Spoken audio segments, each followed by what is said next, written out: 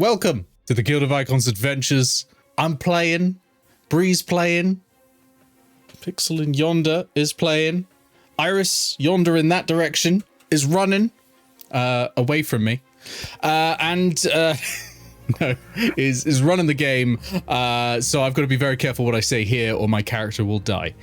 It'll be fine. It'll be fine. It's not like I'll like have you die by 1,000 falling orbs. I am going to die. Yeah, I've gone for larger images in the pre of all the characters. So this is my one here, Inoltrare, the dwarven wizard, and that's Tilly on his shoulders. And you can see in the sleeve, which you've not normally been able to see in the little portrait bit, that's the mouse whose name I've immediately forgotten. Hang on. They've had full body art the whole time. I know. But we had to squeeze them down because I really don't like the full body art. I've genuinely forgotten the name of the mouse. That's fine. I'll come up with a new one. Up there, you can see Fee, who's like being all edgy and leaning against the frame, and then over there, sat down and waving, you can see Morgan and also Teddy. You know, the thing about the mouse is, like, when I was researching a couple things from previous episodes, I heard the mouse's name. It's completely slipped my mind again. Yeah. It doesn't come into much now that I have Tilly, because Tilly has magical powers. And maybe it's Billy. Can psychically communicate. I don't think the name was related at all. Yeah, it wasn't. It was just like some sort of name. Yeah. I'll look it up later. I mean, there were a lot of rats in the first session, so... There were. Easy to forget. I just picked one up, put it in my pocket.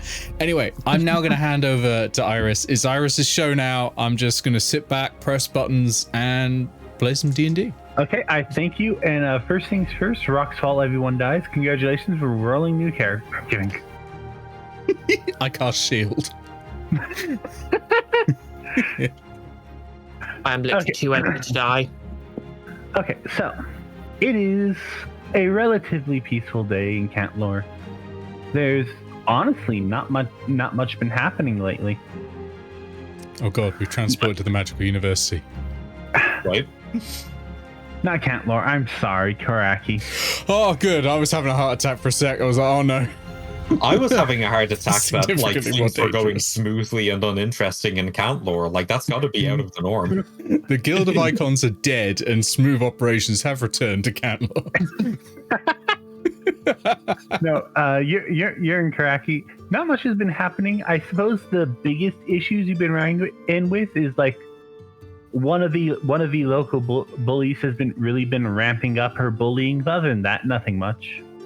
Literally nothing you all lot can't handle these days. Speaking of, how has, let's say, Inoltrare, what have you been doing these past few days? So, Inoltrare recently has been eating a lot of cheese and has been continuing in his tutelage under Felix. In that he's not really learned anything. You would learn a lot more if you'd actually just read the books I gave you. I've read them. It's just that they have weird notes in them that don't make any sense, and I'm trying to ask you what they mean, and you just give me these roundabout answers, and just tell me what it means. What is this symbol? And I hold it as like the letter P or something. Do you not know how to read?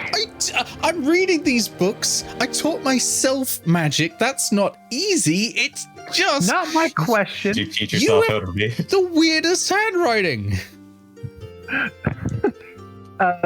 Fee, what have you been doing? Okay, so I imagine Fee's parents have been forcing them to do some sort of study. Now, personally, I think it's probably something athletic because really they don't really get out of the house enough. And obviously their parents were hoping they'd make some more friends. So they've just been, I don't know, track and field, I guess. Trying to look as edgy as possible while running laps around fields. It's hard to look edgy when you're running around exhausted and sweating.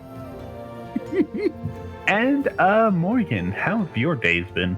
Morgan hasn't been doing much sleeping lately, but he has been going around trying to find a new present for his friends from out of... Ominous, thank you.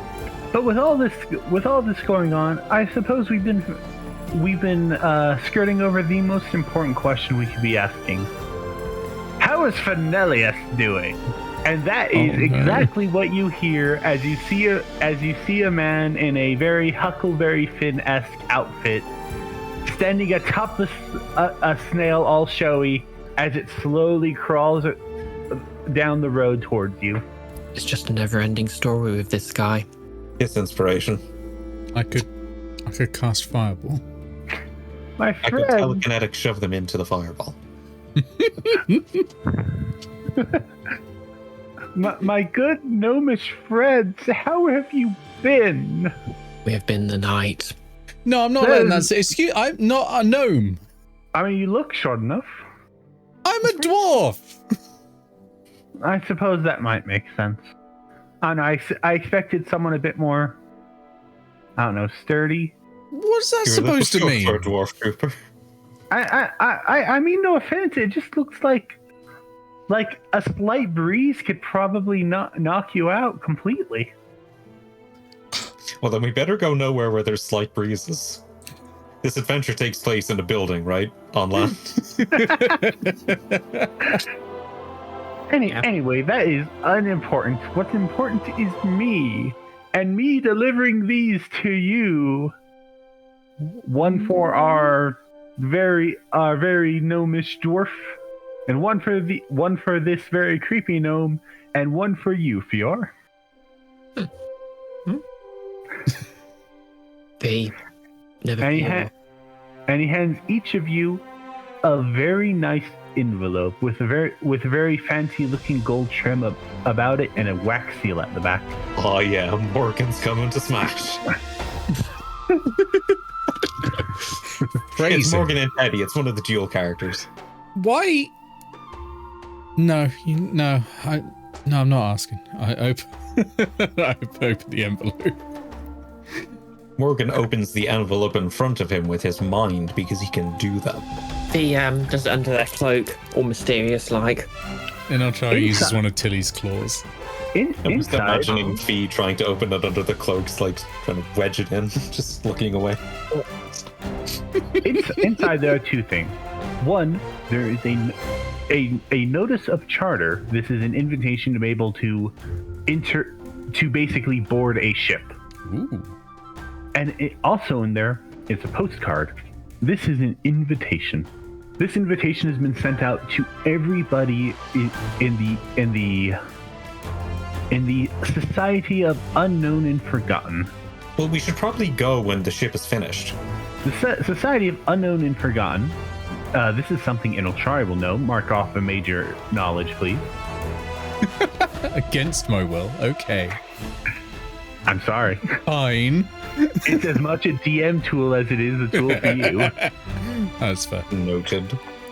It is basically a society of fey, demon, celestial, and non-humanoid creatures who, although should be a part of society, are generally seen as not accepted into it. So why are we invited? I can't believe Nilk started an entire convention just to kill us. You've been a part of it ever since you participated in the race. Who do you think set all that up? But it's for non-humanoids. Non-humanoids, for the most part. Oh. And at least one of you is a fae. I look immediately at Morgan. Eddie looks back at you. You'll put the blanket on. Regardless, I've been asked to deliver these all to you, as I'm the one who introduced you. And I've also come with a personal request. You see, this boat, this everything, we're heading off is to an auction house upon the sea, where some great and powerful treasures are going to be auctioned off. And you need money. The fuck is money?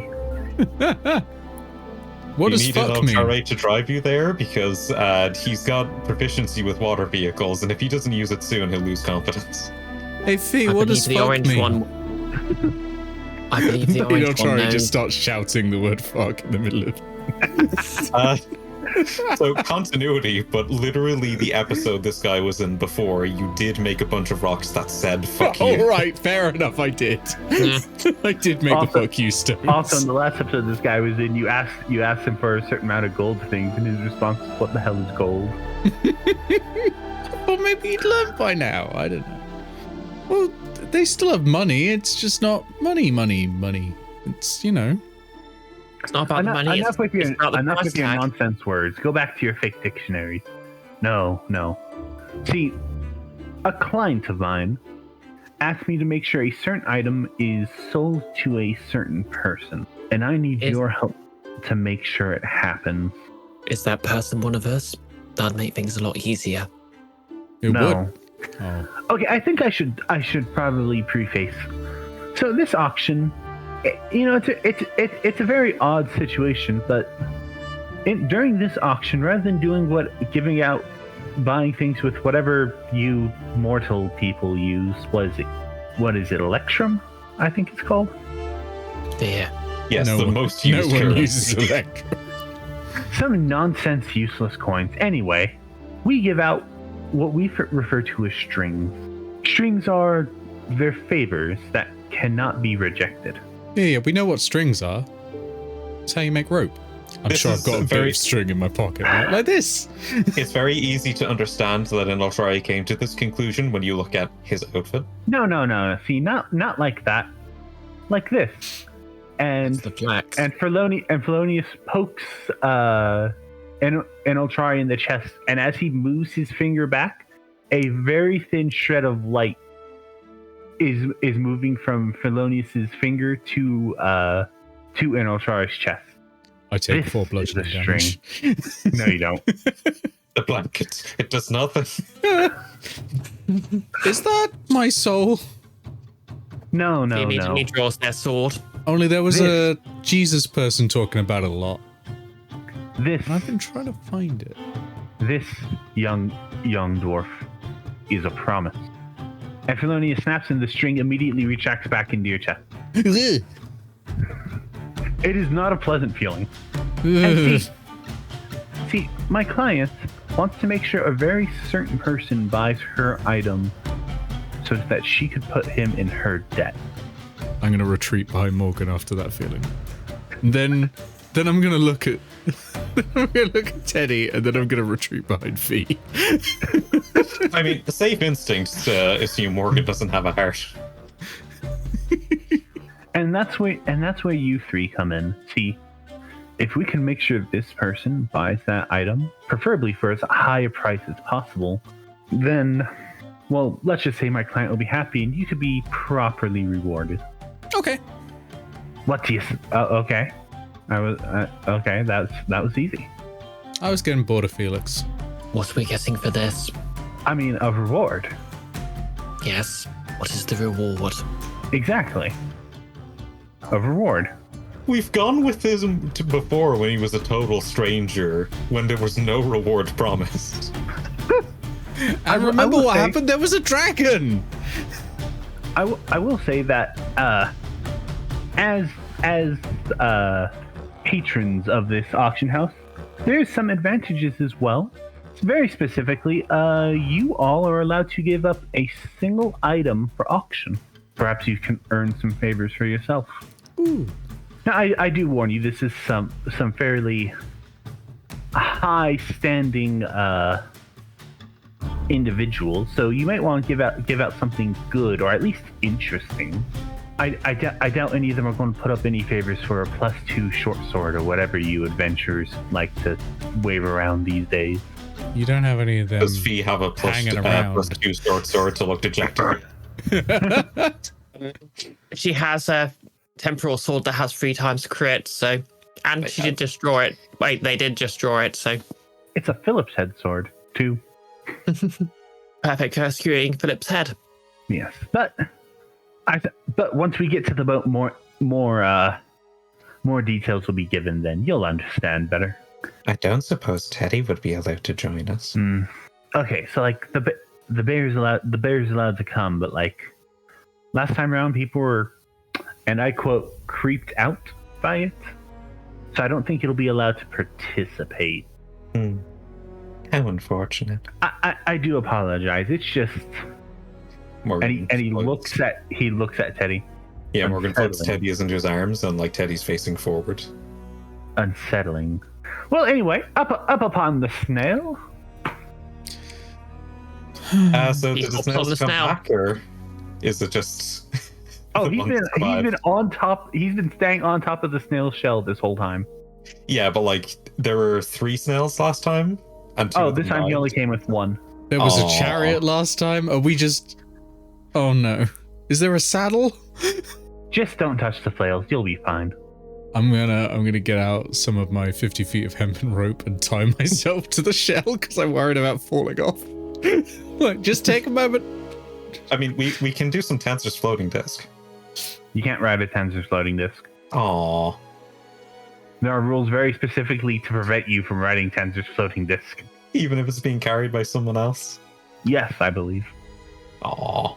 Okay, well, Morgan gets on without any issue. Well, he doesn't have an issue with sitting on the snail. He probably takes a moment to get up. He hops on the snail and dramatically uses produce flame in their hand while reaching up. Onward. This looks very nice and dramatic for about 3 seconds, and then suddenly you're splashed with water. Enough of that. And the flame goes out. It's not escargot, it's escargot. You can't light a flame on a snail. They may think we're onto them. Oh god, we have badly misjudged the relationship between this guy and snails. Okay, come on, Bessie, onward. And the snail slowly begins moving its way towards the dock. The trajectory makes their cape below. Has that appeared in the mail yet? It has.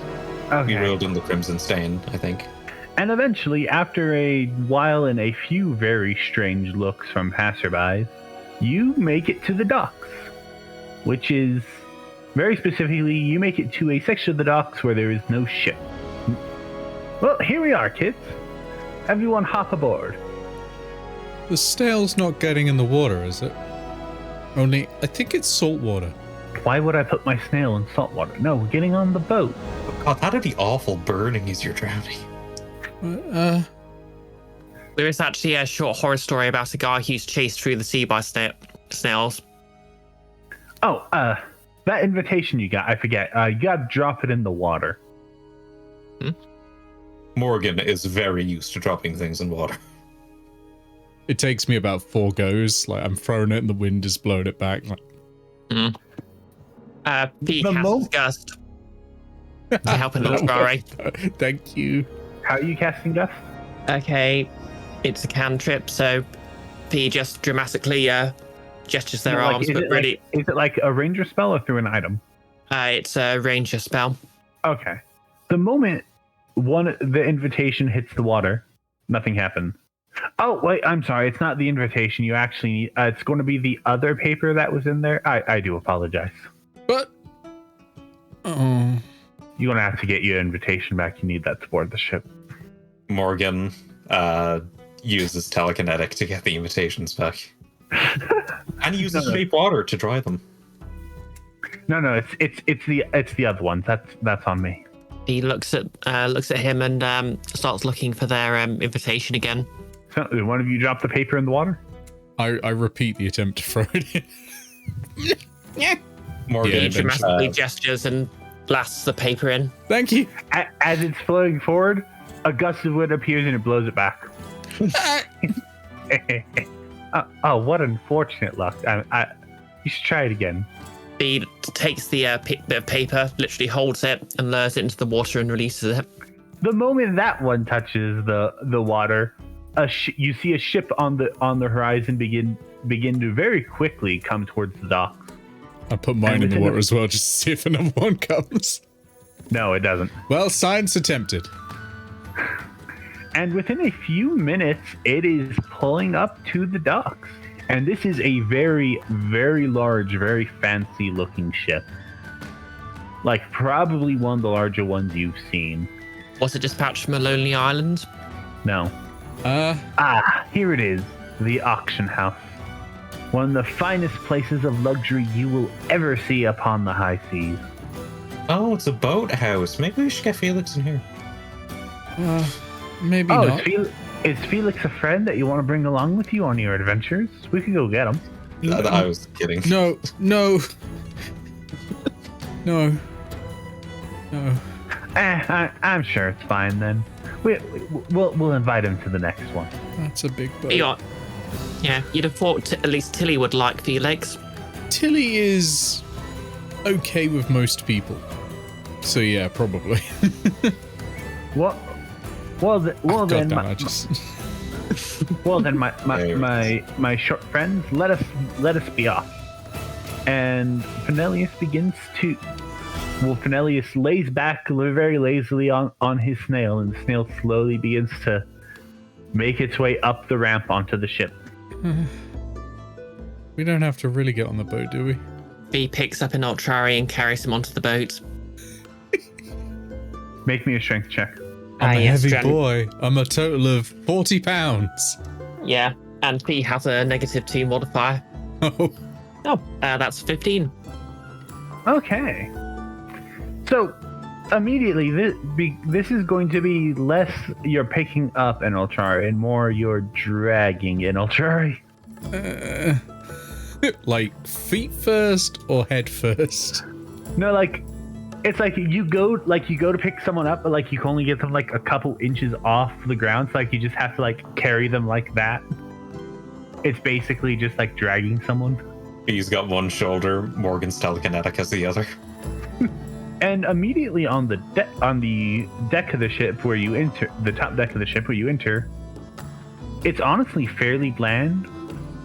Like you see over the edge of the ship very fine, but all there seems to be on the top of the ship is a single like box room with doors in it, and a very thin trail of slime going into those doors. It's weird that I've not seen this yet, but then I did have some weird dreams last night. Best friend says I'm not allowed to dream anymore. What you doing? Push. It's important to hold on to your dreams. Don't ever let them go. You push it open, and immediately there are stairs. But as you go down to the bottom of the stairs, it is a very fancy looking ship. Immediately you find yourself in what looks to be somewhere between the mix of like a main foyer and a dining hall. And there are all sorts of beings here. There are some very, very ominous looking celestial beings. There are some demons. There is a half blink dog, half displacer beast Cerberus, two-headed Cerberus creature sitting alone at one of the tables. There's an owlbear with a monocle and a top hat. Is it green? No. I'm taking off the blanket because I'm getting boiling. Yes, welcome to the auction hall. The blanket wasn't doing you that much good if its explicit purpose was to make you feel more courageous and you couldn't get on the ship. Is it a bad time to say that I get seasick? Well, that depends. Go upstairs and see if the ship has left the port. He pulls out a small box and gives everyone a Rice Krispie cake. Oh, That they yeah. made themselves. Toasty and Rice Krispies. And when you eat that, you get 2 temporary hit points. Morgan pockets it. I eat it immediately.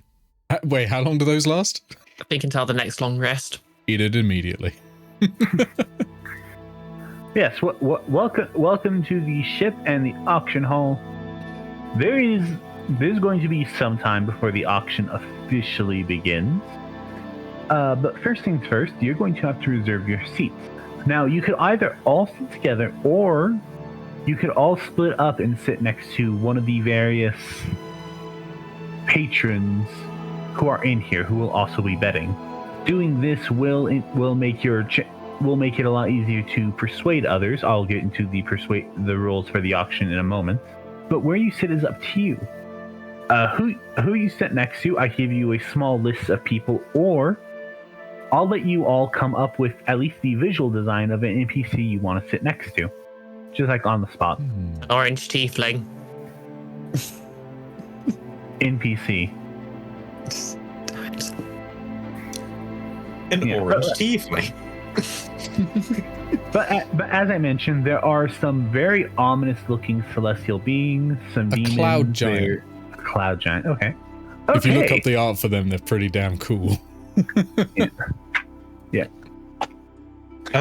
Morgan is going to sit beside whoever looks confident, I suppose. That would probably be the celestial. All right. And Fiore, where are you sitting? Like I said, there's all those people. I do want to bring up again that there is, in fact, an owlbear in a top hat. Yeah, Fee would probably prefer to sit with their friends, but out of character, I have to go with the owlbear in a top hat. I choose to believe it's the same owlbear we found in the Emerald Forest. No. Okay, so first things first, who wants to meet the people they are sitting next to? Okay. Fee, you sit next to, again, what was just an owlbear in a top hat and a monocle. And the owlbear looks down to you and says, hello there. Greetings. My name's Fee, of the sewers of Korakii. Ah, pleasure to meet you. I am Sir Owl of Barrington. Yes. Charmed, I'm sure. What brings you to this auction today? Are you looking for fine wares to expand your business like me? We were invited by a friend to acquire a specific item. It is I very see. important business. I see, a business deal of your own. Well, here, and the owlbear reaches into his feathers and pulls out a business card. And on the business card it says Sir Owl of Barrington, founder of Owl and Bear Co. See, have you ever wondered when adventurers go into dungeons and like none of the creatures inside of the dungeons are fighting each other like they should? Like, why is it that a bear is peaceful with a bunch of skeletons, or the goblins aren't trying to overthrow the evil lich or whatever? That's what we do. We provide monsters to dungeons and evil overlords. We negotiate the union contracts with the goblins, and most importantly, we sell owls and we sell bears to people who want them. He is now thinking they should get a business card. A strong union is the foundation of any business, That's what the goblins say. mysterious or otherwise. Do you know any boglins? They're cool. I haven't worked with a boglin client in years. I messed up the word, but he would have actually said nilbog. Oh, Nilbog. I haven't worked with a Nilbog client in years. Yes, but if you ever need trained soldiers, monsters or you need to buy monsters for your evil dungeon to trap adventurers, I'm your bearer or owl. I'm not sure which one I am. I'll be honest. Why not both? Ridiculous. You can't be both an owl and a bear. Morgan sits next to the Celestials. These look to be humanoid creatures and gold-plated armor with a gold-plated hood obscuring their face. You cannot see what they look like outside of this very fancy golden armor. One of them turns their head to you and says, "Be not afraid, child." Oh, I'm never afraid, as long as Teddy's with me. Convenient. Are you also here to do the bidding of the gods? Well, I'm not sure if we're supposed to be getting something for a god, but we are supposed to be bidding for an item. I would be careful. We do not like to attend these events, but we must to help keep order. The Fey here are chaotic creatures, to say the least. One of my friends is a Fey. Then I would not trust them. What alignment is Morgan? Surely evil. It's hard for me to ascribe alignment to characters, but I think Morgan might be Like true just like neutral. in a very general, true neutral. Okay. Like it doesn't. Yeah. I was just more asking, like in a very general sense. What do you think they'd roughly fall? Well, I mean, he's evil, like, obviously. But, like, it's one of the cases where he doesn't think that he's evil. He's with friends. Worry not, child. If things come to pass, we will protect you. Also, like, just as a DM's note, you may have misunderstood the whole point of the quest. Y'all aren't supposed to be buying an item. You're supposed to make sure someone else buys an item. Yeah, he understood that, but they sort of wanted to sound mysterious. Ah, okay. I was going off what Fee said. Now, child, would you like a snack? Oh, my Fey friend already made one for me. Nonsense. A growing child like you needs more food than just a single snack. And one of the celestial beings pushes a bowl in front of you, and the bowl seems to be filled with pure light. I'll hug Teddy close and whisper, "Do you think it's safe?" Teddy looks up to you and whispers, "I'll be honest, I have no idea." It'll be fine. It's a light snack.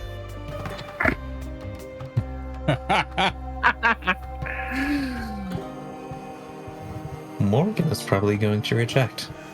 Very well. Okay then. So, Inoltrare. Oh no. How big is that? Give me a moment. I need to look up something. Just like taking up almost an entire corner of the room, but by herself. There's a giant cloud giant. You sit right next to her. Hi. Do you mind if I have a What's drink? this? Who said that? You have to speak up. Down here. And the giant turns her giant head and looks directly down at you. Careful there. I may step on you. Well, you're sat down, so it seems like that's probably not a problem. But what if I need to stand up? I'll probably see you trying to do that. Your funeral? No, it's not. I've seen that. You're a very strange kid. I get that a lot. Do you mind if I have some of the food? Of course. And the giant reaches down and puts an apple the size of your head right in front of you. That's a very weighty apple. Honestly, I thought it was a bit too small. But I suppose you'd think so. Would you say this apple weighs about 5 pounds? The one time I've not prepared catapult as well. Oh, so when you need to you could try to lift it. I mean, I got a lift weight of 120 pounds. So I can probably weigh it. This is easily a 15-pound apple. Oh, wow. That's You catapult an apple one time and they never let you forget about it. try and eat the apple. I don't suppose you've got any cheese. That's a fruitful attack. First things first. I want you to roll me. Let's go wisdom. Roll me a wisdom check. Oh, double no. Okay. No, wisdom survival. Let's go wisdom survival. That's not any better. Turns out if you eat an apple this big, you were sure to have cyanide poisoning. 7. It's a check, not a saving throw. Don't worry. 7. If it was against poison, I'd have advantage. But yeah, 7. You can't seem to find a way to bite into the apple in a way good enough to like get through its skin. Well, I'll take my knife out then. Cut a bit of it and then eat it. I got a 20 intelligence. I can use tools. Is your knife a dagger? Yeah. The one that broke? I got 2 daggers. In Penelope's house? Oh, okay. I think that's not even including the one that broke, which was a fine dagger. This is just 2 normal daggers that I've got. Okay, and it's a fairly okay apple. You feel like it's very bland compared to smaller apples, but that's probably just because of how large it is comparatively. This is an apple. Thank you. Do you have any wine? She stops. She looks at you. She squints very hard. Are you a gnome or a child? I'm a dwarf. So a child, then. Well, a lot of us drink alcohol because it doesn't really affect us dwarves. My friend does it all the time. My friend Felix is always drinking. Oh, well, Fee's wine as well. Oh, right, yeah. I suppose that is true. I apologize. I do not interact with dwarven often. It's okay. You're the first giant I've ever met. Cloud giant. Oh. Well, then here. I want, first things first, strength saving throw right now. Strength saving throw. I think I actually have proficiency. No. I've got a question, by the way. I was never going to proficiency. I have an answer. So does this giant have a very big sword, giant-sized? No. What about very pointy hair? It's not pointy, but it is ridiculous, like even compared to her, ridiculously long and braided all the way down. That's a 10. That's a 10. You barely passed this. A giant goat horn, almost the size of your torso, is pushed into you. And immediately, you don't realize why this happened until you realize it is hollowed out and filled to the brim with wine. Okay, I'll try and sip from the top, or like lap at it like a cat. Tilly will have some as well. Be sure to save some though. I'm waiting for a friend to appear. It's gonna be an old gone. Friend of mine. Oh, who's your friend? Well, now, darling, I haven't seen you in a little bit. And you turn to your right, and there is a rabbit woman. Yeah. And you recognize Artemisia. She gave us drugs. Now, what brings you all the way here? I suppose I shouldn't be saying I'm just this. glad it's the one who gave us drugs has walked in on Inoltrare having an alcoholic drink that is far too large. I suppose I shouldn't ask that. This is your home world. Yeah, how did you get here? Home. Oh, well, you see, after you all would talk about wanting to go home so bad last time, I thought, maybe I'd give the place a visit. So I came by. I met my good friend Gertrude here, and we've hit it off since then. Oh, well, that's cool. I'm glad you made friends. Yeah, isn't that a bit much for you? What? Oh no, I'll nurse it. It's fine. Just like sticking my face in and just going. Well, here, you can't drink without food, and she hands you a bowl of moss. A bowl of moths. Moss. Oh, moss. That's way better. That thing that you were supposed to be stealing, but Morgan ended up getting all of it. Oh yeah. I mean, she is a rabbit. Thanks. Do you have any cheese? I still don't know what cheese is, darling. Do you know what milk is? Yes. If you leave milk out for long enough, it becomes cheese. It becomes like a solid thing. Why would you ruin good milk like that? Oh, no, it's great. You should try it. I'm just going to ignore the moss and go back to the... So all of you have met the people you're sitting next to. First things first, I do have to ask, are any of you going to be auctioning off anything? Yes. Yes. Okay, so first things first, because you answered first, Inoltrare, what is Inoltrare going to attempt to auction off? I think I've got to auction off the most Fey thing I've got. Oh? And I think that might be the Moon-Tainted Veilstone, which is pretty Fey. Read to me its description. It is a stone that when you squeeze, you enter a place called the Veil, where you cannot see anyone in the mortal plane or touch them. But amazingly, they can see and touch you. Also soulbound to Inoltrare. It's also soulbound to me, so that'll be fun. Come back to me eventually. Don't worry. The soul binding won't be an issue. Oh. Well, I tried conning you and it clearly hasn't worked. This is an auction with Fae. You think they haven't thought of everything? Fine. Yeah, but like I said, the thing we mentioned earlier, that is auctionable off. Unless you want to still go with the stone. I guess the question is, the thing we mentioned earlier, is that a permanent or is that one of them? You'll be auctioning off one of them. Yes. But like the next day I get two back, right? Yes. No, okay. you're auctioning off that one specifically. Okay, that's fine. I'll do that. I will put up a future. Okay. Everyone else is trading normal money. I'm trading futures over here. Inoltrare is auctioning off one dream of fate.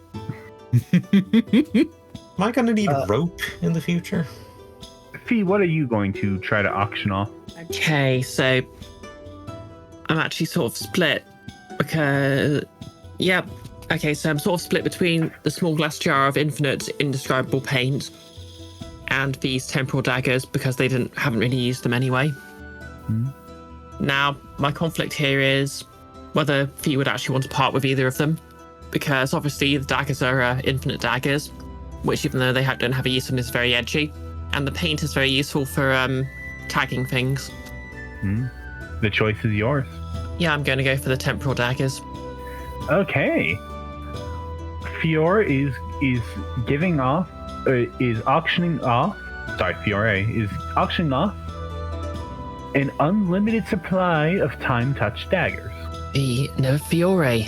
No one here is going to listen to that. and Morgan, are you going to be auctioning off anything? Are we going to need rope in the future? Because you're adventurers. Yeah, but instead of tying people up, we tend to just murder them. The most Fey auction offer. 50 foot of hempen rope is the most standard piece of equipment and the most useful. Well, I'm just thinking, like, we don't tend to, like, restrain people. We tend to murder them, even when it would be fitting for us to maybe get information out of them.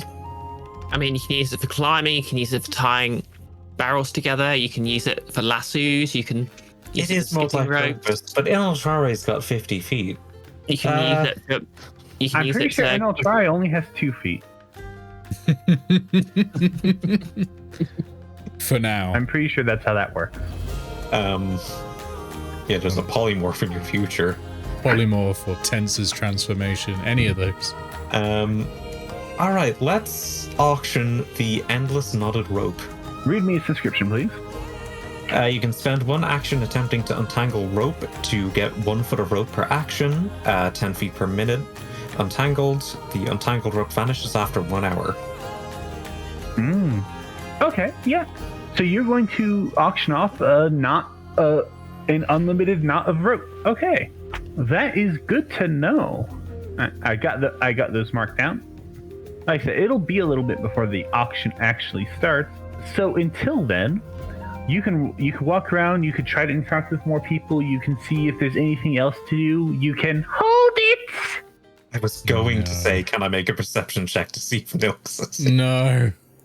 Oh, I haven't got magic After math all prepared. this time, after all this waiting, it is I, Nilk. And Nilks walks right up to, let's say, Fiore. What brings you and your compatriots here? A mission. We got bored sitting around in your tower.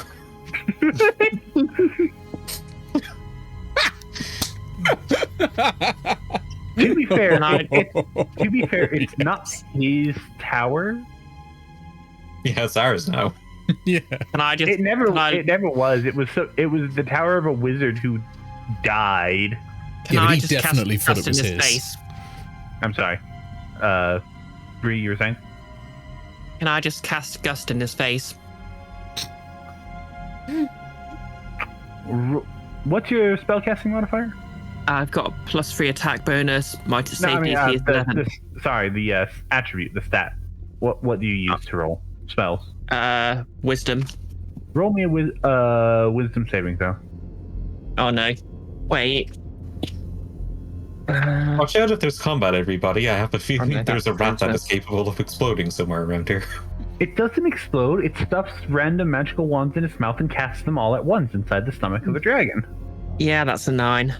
You immediately try to cast Gust, and as you do, your hands start to burn slightly, and crackling appears at the end of it. Take 1d4 fire damage, please. Do you want me to roll that or? Yes, please. I think seeing Okay. Nilks appear, I'd also cast Mage Armor, if that is going to require a check. Yeah, intelligence, please. Saving throw. Okay. Does a one roll up or down, round up or down when I halve it for my tiefling fire resistance? Down. Down, but to a minimum of 1, I believe. I don't suppose. I'm going to roll it in this case to a minimum of 1, so you take 1 damage. I don't suppose Armor of Shadows is exempt of the check. Also, Nick, your result? 21. Okay. It looks kind of crackly, but the mage armor is applied to you. Phew. While it's crackly, like, what's the normal bonus mage armor gives? Normally it gives me 13 plus my dex. This is giving you 12 plus your dex. Oh, damn it. Now I have an AC of 11. What? My dex is negative. Oh my god. Well, Morgan's going to use Armor of Shadows to try and get up to his mage armor. Roll the thing. Oh, right.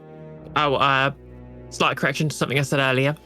The snacks fee handed out actually give everyone free temporary hit points. I forgot our eating fees, chef feed snacks.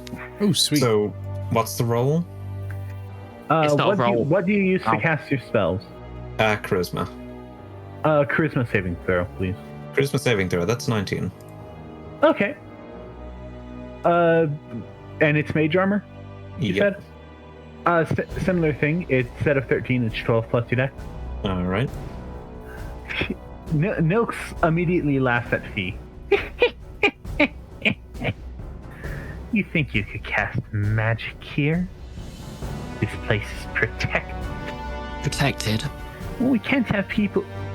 There can't be people who cheat in the auction now, can there? You don't need magic to cheat. Damn, do I have a 5-foot cube of daggers I'd love him to stand in? So, we can't cast magic here? Or can we just not cast magic to harm people? Nilks does not know detail. All Nilks knows is hurts to do so. Does it hurt to have that stain? And I will not have you whispering in my ear. See Nilks immediately turn towards what looks to be like a satchel with a glass orb in it. Nilks will not hear your sniveling. Apology. It's nice that the person we've killed twice is apologizing to us. Are you not embarrassed, by the way, by that stain on your front? What stain? Which one? There are many. Yes. That one specifically. What's that? Nilks will have revenge. No, you're not coming out of the orb. Oh, yes. Well, I think that's still a pretty good ratio in our favor. Nixie. Don't call me that. Sorry, Nixie. Nilks. Yes, Nixie. Nixie the kobold.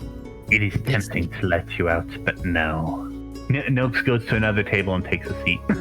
He's got a lot of confidence to say. Let's see if it's misfounded. Now the real question is, Inoltrare, did you notice the orb? Ooh, do you want me to roll perception?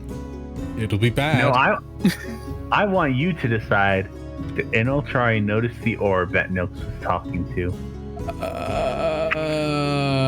I think Inoltrare would have been watching this, but I don't know if Inoltrare is close enough to see the orb right now. Oh, the orb it's not a small orb. It's probably the size of a basketball. Oh, I thought it was like inside the satchel, so covered up. No, it's actually more like a leather sling that's meant to hold the orb. Oh, okay. Inoltrare has seen the orb. Inoltrare is on his way to take 8d6 psychic damage. For context, this isn't the Eye for Terrorists, which is like this size. No. Nick knows exactly what this is. It's so much worse. It's the orb of dragonkind. Do you touch... Nilks does not see you approach. Do you touch the orb? How heavy is an orb of dragonkind? Oh no, I don't have a catapult prepared. Never mind. Ironically, it makes kobolds pretty much jerks instead of kind. Do you touch an orb of dragonkind? Yeah, how heavy is an orb of dragonkind? I don't know, Nick. How heavy is an orb of dragonkind? I'll look it up, but like, because I'm wondering, because I've got Mage Hand. Can't believe you're making Nick DM on his day off. Yeah. He's the one who provided this magic item. I didn't. He knows more about it than I do. It can grow up to 20 inches in diameter. It's about 10 inches in diameter. It probably weighs less than 10 pounds then. But it is made of 10 inches in diameter, but it is made of crystal. Also, your mage hand isn't invisible. No, it isn't. So what you doing? I'm going for it. I'm not going with the mage hand. I'm going with my actual hands. Wisdom is low. Wisdom is low. First things Can first. be assist by distracting Nilks with Charisma saving throw, please. Charisma saving throw. Ooh. What is my second save proficiency in? It's not charisma. Okay. Here we go. Nilks does not notice you. Nilks is too busy eating what looks to be a plate of moist beef jerky. I need something real good. I need something real good right now.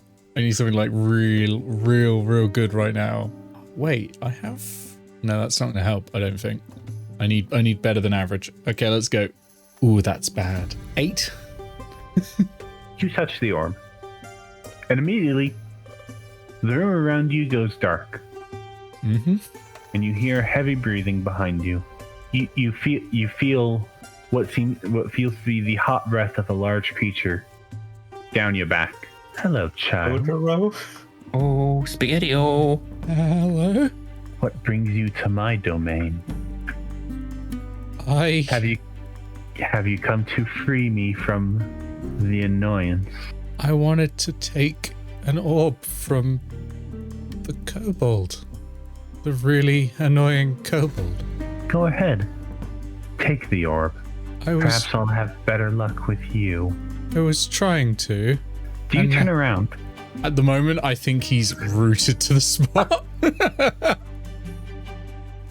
But yeah, I think now he turns around. It's like... Behind you, you see probably the largest dragon you've ever seen in your life. And she looks deep into your eyes, as if looking into your soul. Oh no. how many dragons has the Inoltrare seen? 1. Although fruitful, We killed one in a race. Or we tried to anyway. this one is much larger. Mm-hmm. This is this world's Tiamat. This is a problem. Oh no. This one, although his endless life sustains me, he also keeps me locked up. It's strange because his life has ended a lot. It's odd that he keeps coming back. His body may perish, but this one cannot die. So all I have to do is take the orb from him? And that's Take it? the orb. Free me. Let me loose upon the world once again.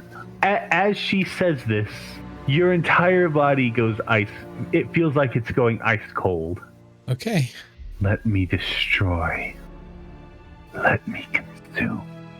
Okay. Free me, and I can take the world over. And immediately, you feel a scaly hand grab you and move your hand away from the orb. You're back in the room, and Nilks is holding a terrible idea to do so. What? Do not let her words worm their way into your ear. Whose? There was no one in there. Foolish child. I hear her every word. Okay. But I still wanted him to roll deception. It would have been funny. Just gonna go now. Just try and walk away holding the orb. He's still holding on to your arm, by the way. I'm just gonna try and go now. Drop it. Actually, I know what I'm gonna do. I'm gonna send a message using message. So I might have I'll have to make a save, I guess. Yeah. But I'm gonna send a message. This one is to Morgan, and it's like, Morgan, I need you to deal with the kobold. Let's see. I can't What's wait the to result of the see. saving throw? Saving throw is a 22. Okay, you receive the message, except you receive Morgan. I need the kobold. You could respond as well with the message. Nobody can overhear, by the way. I don't know. You were pretty clear about it, even if the message didn't come in clear. Morgan is going to. How far away is Nux? Probably a few tables down. Few tables down. So in the range of feet, would you say Nux in the range of 30 feet? I'd say so, yeah. Just for convenience. Morgan is going to try and subtly telekinetic shove Nilks, I suppose, towards Inoltrare. Okay. I do have to ask, to what end? I don't know. Have you ever been pushed out of nowhere from behind? It's disorienting. Okay, what do I have to roll against that? It is a DC 13 strength save. That is a natural 20 minus 2, 18. Does 18 make it? Yeah, I think it'll do it. Okay, well, plan A didn't work. I am going to look at Nilks, look at the orb, look around at the people here, and start crying really loudly. Taking advantage of being a child. He's taking my toy! Oh, wow. Okay. Hope you brought a receipt. Hope he brought a receipt. I'm the child with the big orb toy. Nilks looks back and forth and around. Everyone's looking at Nilks. Give me a number. Any number between 1 and 20. Okay. 15. See, DC 15. Haha, 17. Should have picked 20. I was like, you said that DC. You didn't even know it. Immediately Nilks goes, fine. I return your toy. And Nilks hands you I should have bought it if I knew it was a DC. Damn it. Nilks hands you a wood paddle with a ball attached to a string on it. There you go. You got the best item of the auction. It's just a paddle ball toy. And Nilks takes the orb back. Now careful, child. Nilks doesn't want you getting hurt on this magic item of doom. I use prestidigitation to soil his pants. Nilks doesn't wear pants. He's a kobold. I use prestidigitation to soil whatever Nilks is wearing. It's already soiled. Yeah, I'll be Fine, honest. I flavor it. I will be honest. Nilks is not the best kept of kobolds. I give Nilks an uncomfortably warm crotch. Like sweaty, that sort of thing.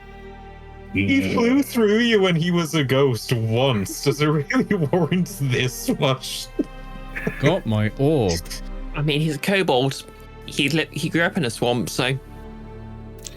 Oh. Excuse you.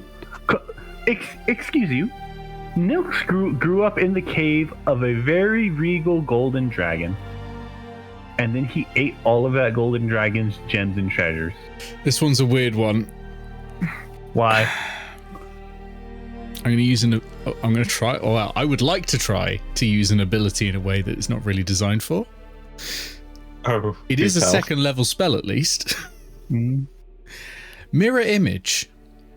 If I create 3 illusory copies of myself and then try and swipe for it, there's a chance you won't know which one is going for it. I will let you try to do this, but I do warn you that if you try, Nilks will try to bite whoever swipes for it. Okay. So you want to save first, yeah?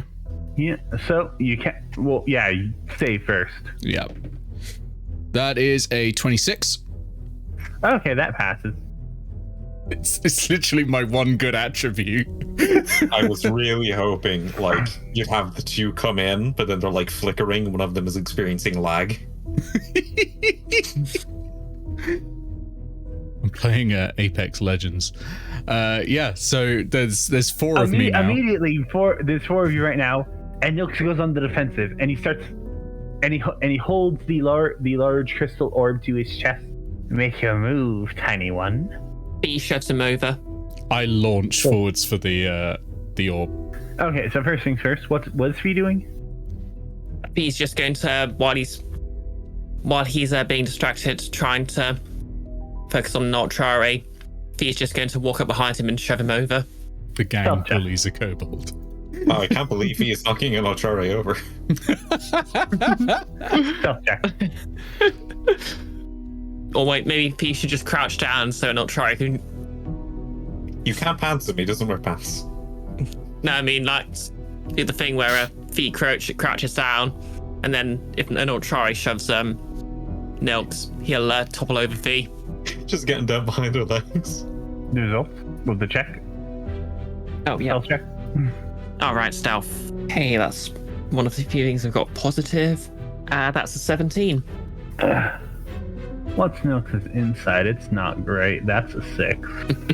Okay, so yeah, make an attack at advantage. Yay! Am I proficient with this attack, or is it just a straight up strength shove? This will be a shove, which is just a strength. It's just basically an unarmed attack, I believe. I thought shoves were athletics. Athletics contested by Nilks' acrobatics or athletics. So Nilks will have to roll one of those two, whichever one is better for Nilks, and you have to try and beat the number Nilks rolls. Yeah, not that it makes a difference because I don't have anything in athletics. So this is just going to be at -2. Well, with advantage at least. Yeah, that's 7. Oh. Okay, so I do want to bring up that Nilks is a 13th level character currently, as are all the evil characters, and has a +4, I believe, to their proficiency bonus. That being said, that is a 23. I guess I'm just sort of like... I'm still going for it. I'm lunging. Okay, make your attack roll. Okay. What's Nilks' DC? Or AC? Ooh. Nilks actually has a really good AC. Alright. Here we go. That is a... Ooh, have I got? No, I don't. Okay. That is a 9. So this is what the scene is. This is what the scene is currently looking like. Nilks, with one paw, is holding the orb above his head. With another paw, has his paw on Inoltrare's forehead as Inoltrare tries to lunge at Nilks, and Fee's behind Nilks trying to shove to no effect. I should have used a spell. And as this nonsense is going on, the lights go out. And a spotlight appears on the stage at the center of the foyer. And I just suddenly release stop pushing on Nilks and move back to my seat. You could attempt to, but you'll find you're already at your seat. All of you are. Okay. Okay, good. How does seed form? I'll get back to lapping this massive horn of wine. Welcome one, welcome all, to the yearly auction house of favors. Upon our high sea, we have many interesting items out to give, and many interesting favors yet to be redeemed. So without further ado, let us begin. I want one of you to give me a d20 roll. I will do it. Oh no, I might have volunteered myself or something. That's 15. Okay, a 15, thank you. I should think before I say things. Don't do that. As your DM, I encourage you not to. Oh, this is going to be a very good one. Sitting upon the stage now on a very fancy pedestal, sitting upon a very fluffy pillow. It's a pedestal on a pillow. No, the pillow's on the pedestal. The item's on the pillow on the pedestal. I'm sorry, I'm trying to describe things and it's getting weird. Is an orb. This one is probably the size of maybe a grapefruit. I need it. need it. This is what's known as the orb of another truth.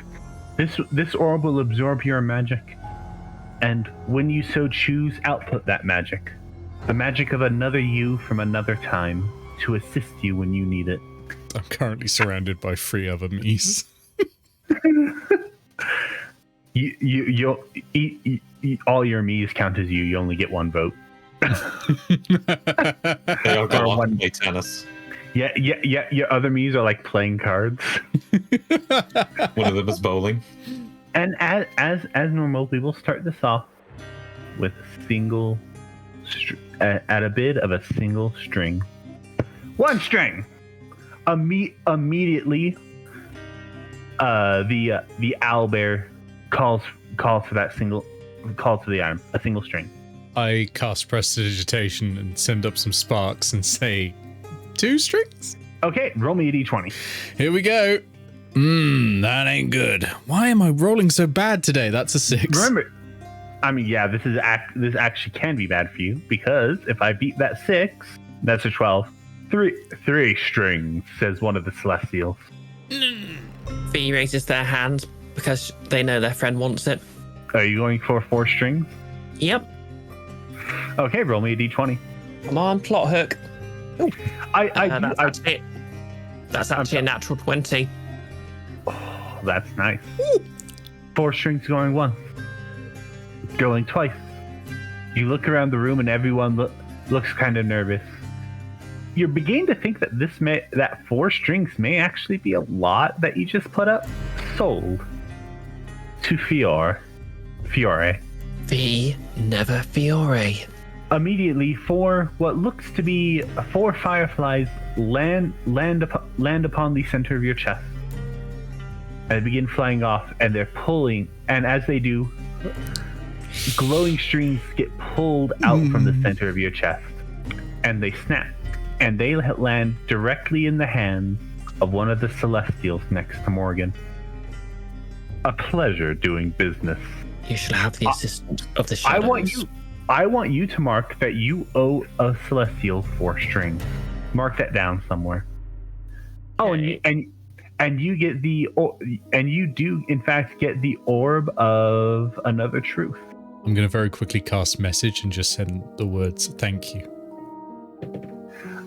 Natural 20 on the save, so 27. From here on out, Fiore, although there are actions you can take, I will get to them after this first one. I just wanted to do this first one, catch you all off guard. You are no longer allowed to place bets because you have already won an item. Yep, so I will be give me a moment. I will give you the thing for the orb of another truth. Which is immediately going to get given to Inoltrare anyway, but... So should I just send the rules to Inoltrare? Go for it. It's particularly nice that Inoltrare thanked Fee, because when Inoltrare won the thing that Fee wanted at the last Fey Fair, Fee did not get it. Hey, I will bid for the thing that Fee wants. I'll just keep sending message over to say, do you want this one? Because Fee can reply automatically. I'll have to make saves each time, but I've got +7, so... A wondrous start to our auction, and in 5 minutes, we'll be doing our next item. At this point, I'm actually going to explain the rules of the auction to the audience. Well, to you and the audience. Basically, every time a bid is placed, whoever placed the bid rolls a d20. And I roll against that d20, even if it's me rolling against myself. If I roll higher, a random NPC will make a bid on it. If not, then the countdown will begin unless one of the players begins to or decides to make a bid themselves. They could only win a single item, and once they do, they cannot bid anymore. They can, however, still use a once per item action that each of them can use to attempt to persuade someone to bid. How they do this is up to them, but they can only do it once per item each. Has everyone got that? Yep. Was that too fast? Too much? Don't do it on items we want. So, just to clarify, Uh-huh. and I know It's a bad luck, but it's a question I need to ask. What were we sent here to do again? We were sent in to make someone bid on something, but we actually don't know which item. Don't worry about it. It'll be relevant later. Okay. Or who, actually. Yeah, no. I mean, we know it's someone that uses he, him pronouns, at least. Could be Nilks. No, said friend. Yeah, Felonius, sorry. Felonius, he didn't actually give you any details out of, like, the general gist of things. So, like, you can't see him around anywhere. It's strange. Oh yeah, and we should probably use this action to cause people to bet on the stuff we've put up for auction. I forgot. You can. We're going to want a lot of strings. You cannot bet on your own item. However, you can bet on each other's items to try to drive up the price. Ooh. Which is actually something the Celestials did. Inoltrare foolishly ends up bidding and owing a load of strings to Morgan. It's actually something the Celestials did. One of the Celestials bet on the other's item to raise up the price. Scoundrels. He is going to punch God over this. Yeah, you owe these very ominous-looking celestial beings. You're not even sure what god they serve, but you owe them favors now. They better not be goody two-shoes gods.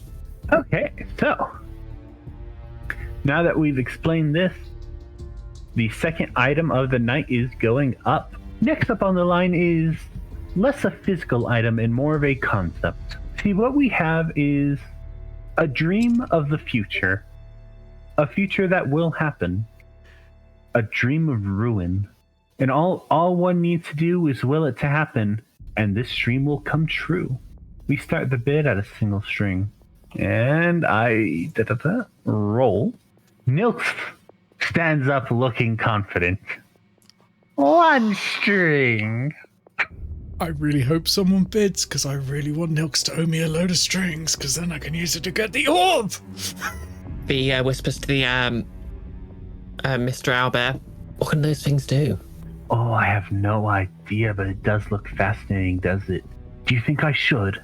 Yeah, go on. Roll me a persuasion check. Oh, good. Because of my Fey Wander abilities, I actually get to add my wisdom modifier to charisma checks. And that's a 19. Mm-hmm. The owlbear slams his paws on the table, stands up, 2 strings, and he rolls. I roll against that. That'll be 3 strings, darling. Artemisia goes up. Can I make a taunting gesture at Nilks? No, you've already done your action to persuade. Can I make a taunting gesture at Nilks? You can try persuade. Yeah, persuasion. All right, here we go. To be clear, that wasn't supposed to be an action. It was just, in general, being a dick to Nilks. Oh, okay. Yeah, you can do it just to be a dick to Nilks, but it won't influence his. I was just double checking. I didn't have anything I could use for this, but nope. All right, let's go. Let's go. A rock lands at Nilks' feet. Fuck you. I was actually going to ask during the pre-auction thing if I could find like a private room so I can be alone with the rocks for 10 minutes, but didn't get time. So you can be alone with the rocks. That is a 17. Okay. That's with a -1 to persuasion. What's Nilks' insight? Okay. You previously said it was bad, so hopefully. 4 strings. Yes. Morgan is going to... I'm sorry, Nix. Nilks rolled a 2. That means someone 5 else strings. is going to... There's one of the Celestials. Oh, okay. I'm going to send a message to Morgan saying, can you get Nilks to bid again? I will once again roll a save. Oh, that's not as good. That is 13. The message doesn't send, and you take 1d4 fire damage as sparkles appear around your ear. Okay. Oh, actually, do you want to roll that, or shall I? You roll it. Sweet, I just rolled a 1. At 5. Let's see, that was 5 strings I just said? Yeah. Going once, going twice, sold to the Celestial. Damn it. And again, the fireflies land upon the Celestial's armor and begin pulling out pure golden strings, it looks like. And the strings sever, they fly to you and land in your hand. You have 5 strings of a Celestial. Mark that down. You can probably use 4 of those to get your friend out of having to pay. Or I will say no. Angel Heist. I will say no, that is explicitly forbidden, just to prevent shenanigans of canceling out strings. Also, Angel Heist is hilarious. Angel Heist. Get the angel to heist the orb. That's got to be worth 5 strings, right? Either of the orbs. You already have one of the orbs. Yeah, but I could find where the big orb is. Angels know shit. They can probably It's not cast a legend big lore. orb. The Eye of Preteritus is like this size. It's I why know, you can but it's show the people big an orb in exact my heart. Yeah, you could potentially. Yeah. But either way, that it gets sold. You have just you have so 2 things have happened. You have the strings of a Celestial, and the Celestial now has a dream of ruin that they can use whenever they wish. Yep. I wonder how that's going to turn out. We'll find out in Guild of Icons Campaign 2. Oh, that would be a very fun thing to bring over to Campaign 2. It is the Celestials that are getting uppity. It is. Yeah, I forgot the Celestials are going to be the villain of campaign 2. Oh, spoiler alert. Yeah, hang on. None of you heard that. Okay. Well, that is a 10-minute recess. Just enough time to teach some rocks some words. Huh? Anyone got any stones? Perception check. One of you. Any of you. Oh, it's not going to be me. Wait, it's not going to be me. I don't suppose a 12's any good. You see Felonius. And Felonius is chatting up Nilks right now. And Nilks, outside of his normal confident and angry demeanor, actually has this very worried and solemn look upon his face. Can I sneak in and listen? You can. We shouldn't be surprised. He does have Felon in his name. Roll me a stealth check, please. Okay. 17. All right, they don't see you coming. They never Ah. do. Now then, my good kobold, you really do need to be a bit more careful with that thing. You are the only one keeping us and her separated. I am perfectly aware of my duties. You don't have to remind Nilks. I feel like I do, given that it was almost stolen by children, of all people. I care not for your plans of power or world domination or any of that. You know as well as I do, she cannot be released again. Your immortality feeds her, but it also keeps her sealed. Thanks to my employer. Remember that. And he walks off. I wonder if his mattress is going to be on auction. I consider Yeah, this me a too. win because he's realised we're not gnomes finally. Fee immediately finds Morgan and Inoltrare and says, I think Felonius's employer might actually be an evil dragon. I'm glad I'm both saw. frustrated and happy that that's the conclusion that Fiore got from that. I saw Yeah. a dragon. Doesn't matter. While you're here, I'm gonna take Tilly off my shoulders and put her onto Fee's shoulders. If you want me to, thank you for bidding on the orb. If you want anything, just whisper into Tilly's ear and I'll hear. Really? Yeah. Tilly. Inoltrare is my friend. Also, Fee gives Inoltrare the orb. Inoltrare says it's something I've got to turn on. I didn't hear that. Tilly, I tell him have to give actually you the stop podcast. seeing through my own eyes and hearing through my own ears to be able to hear through Tilly's. So it is not something Inoltrare would have heard there. Something to bring up. This doesn't make sense.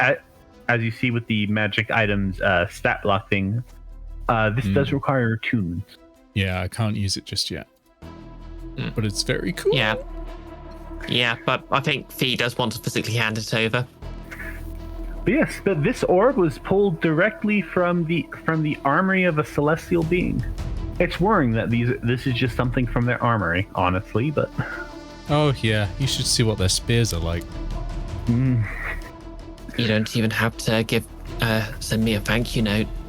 I hate it when my parents make me do that. I had to write a whole page back to the orange one. Oh. Oh, that is a setup. That is a setup for a wonderful letter we're going to receive from Theric.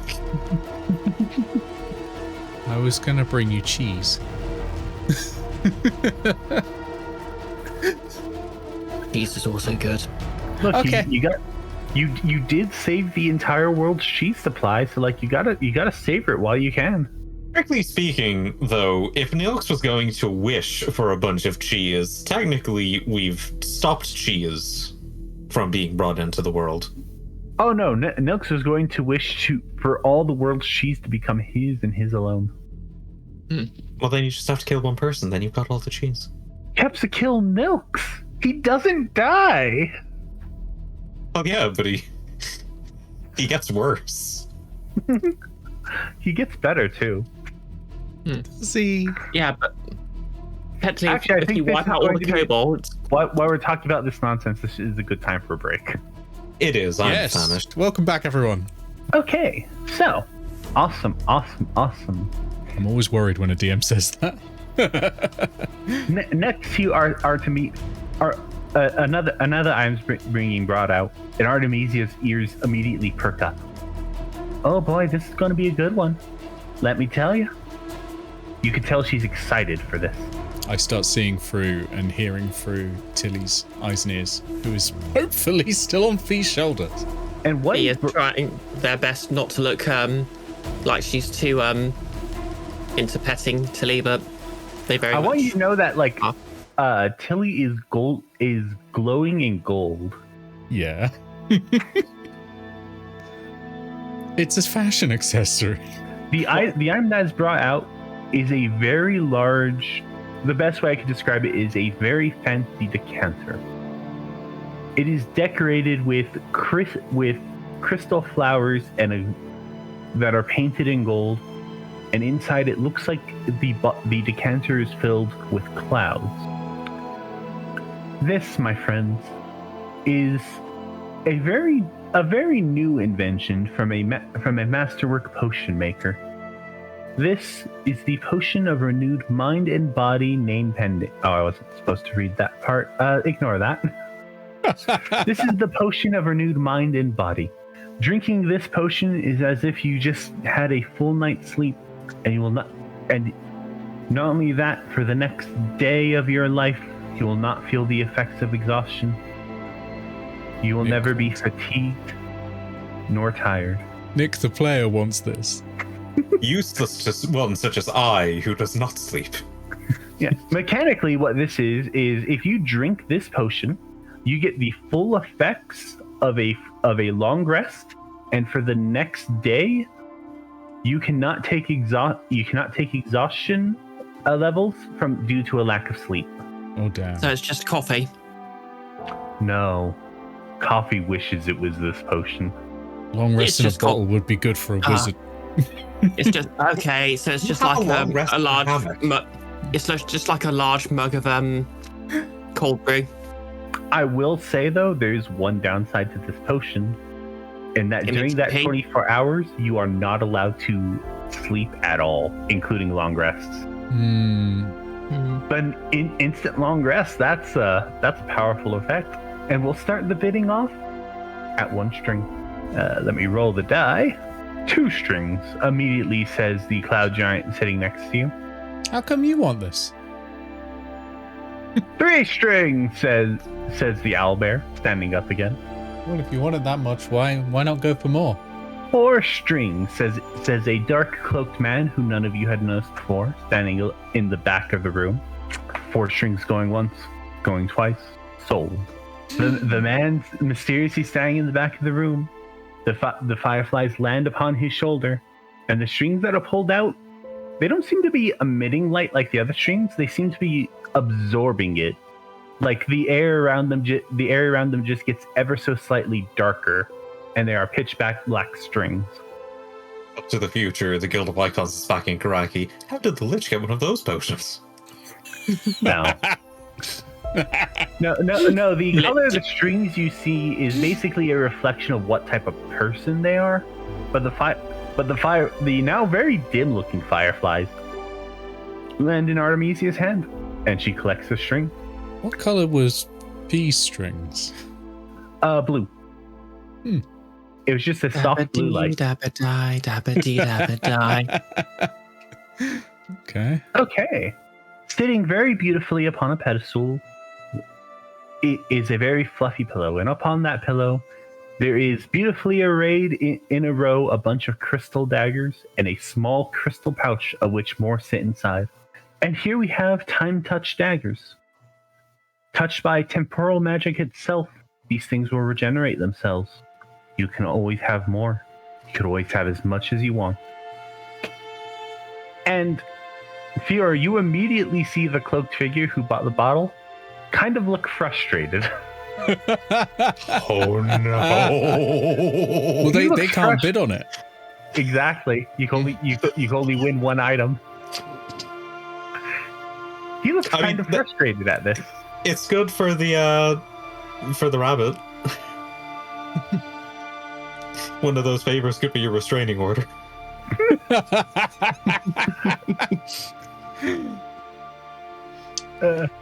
And of course, we will start the bid at 1 string.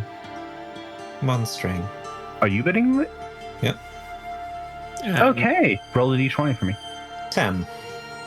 I'm actually glad you did, because my initial roll was a 20, so like that would have ended up being no one bids on it if one of you didn't do it.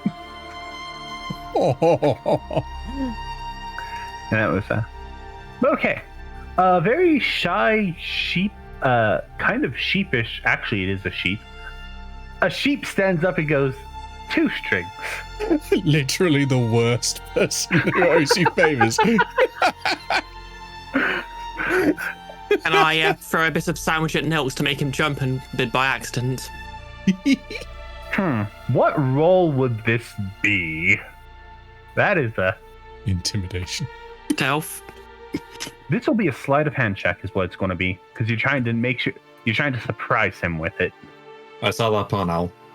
Okay, this is just going to be a raw d20 then, because I have +0 sleight of hand. That's an 8. You miss. Where does the sandwich go? On the floor. Just past him. Tragic.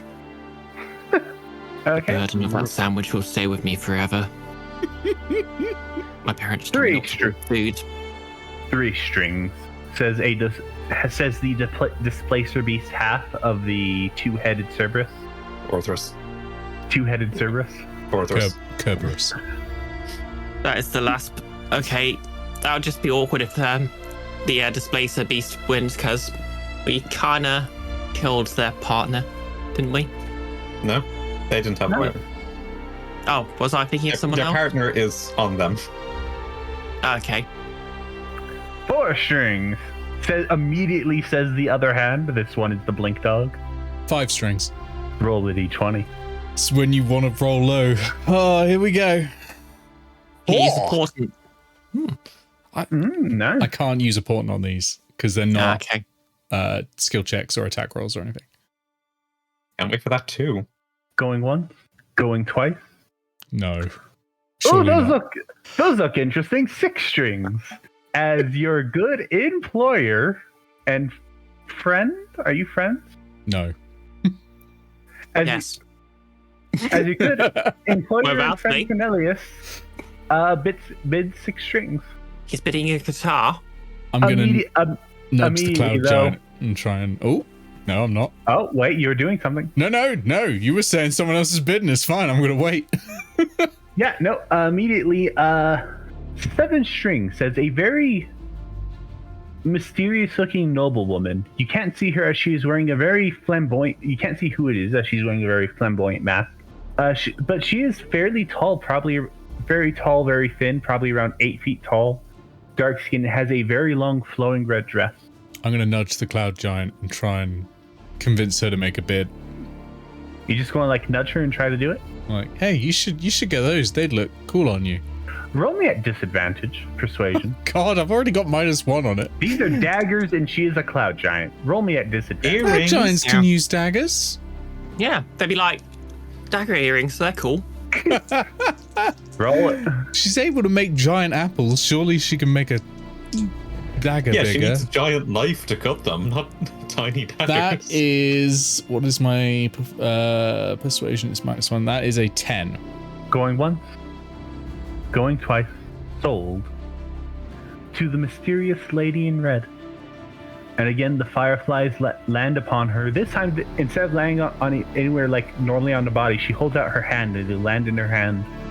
And silken red threads that aren't even glowing are lifted out of her hand and they are carried over to you. You have, what was that, 8? 7, 8? Something like that. I believe it was 8. You have 8 threads from the mysterious woman in red. Hey, Don't worry. Mark that down. If it's less, I'll go back to check. And then I'll inform everybody. You can Yeah, if spend it- at if- least if- 2 of them to dance with her, cheek to cheek. Yeah, I mean, not cheek to cheek. She's a bit too tall for that. This is a 1970s song reference, I think. Anyway, yeah, it's either 8 or 7. Mark 8 now. If it's 7, then we can just go back and revise it later. Yep. Can Fee in any way tell who this person is? Roll me, I say insight. Okay. The person from Inoltrare's mirror there to murder.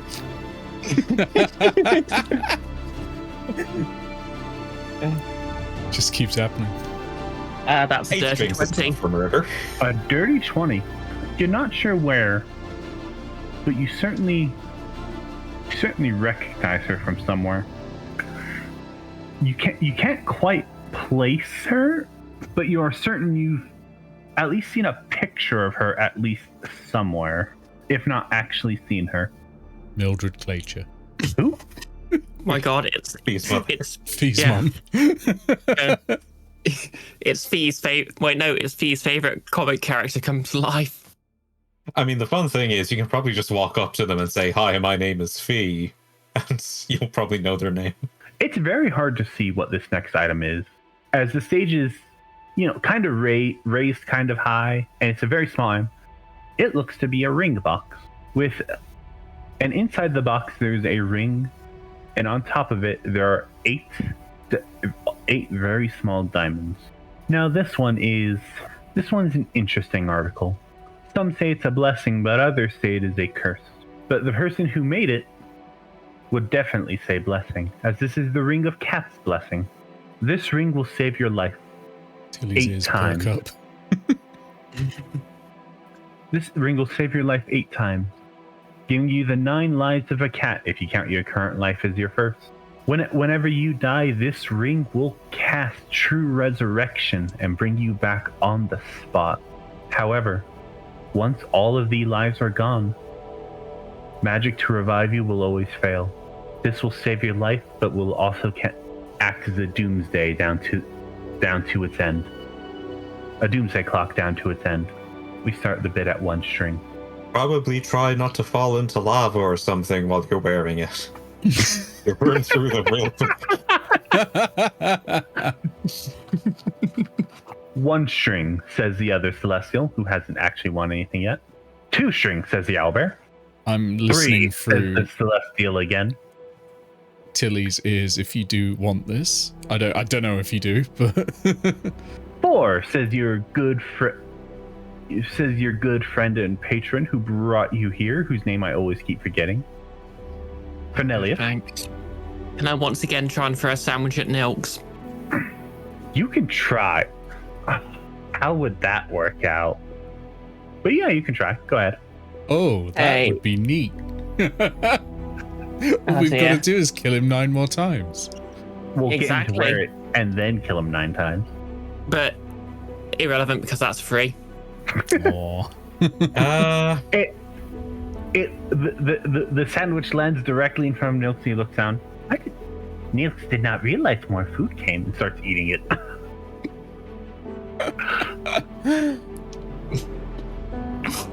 6, says the owlbear gentleman. Going once, going twice. Morgan is going to use telekinetic shove to try and jolt Nix and seat a little. Nilks is an L. Yeah, Nils, yeah. To hopefully, I don't know, look like he's going to. How long does it? Like, what type of action is telekinetic shove? It's a bonus action. Okay, that is a 15. He passes. Sold to the owlbear, and Congratulations. immediately he looks up confused. What's an owlbear? But the fireflies land upon him, pull out the strings. These are snow white, and they pass the strings off to the mysterious woman in red. Congratulations, y'all have failed to bid on the most powerful item I wrote for this adventure. I'm waiting for Fee's word. Yeah, like he'd have tried to kill a child. Yeah, okay, so we could, yeah, okay, yeah. What, another roll, please? I'll do it. Yep. That's an 11.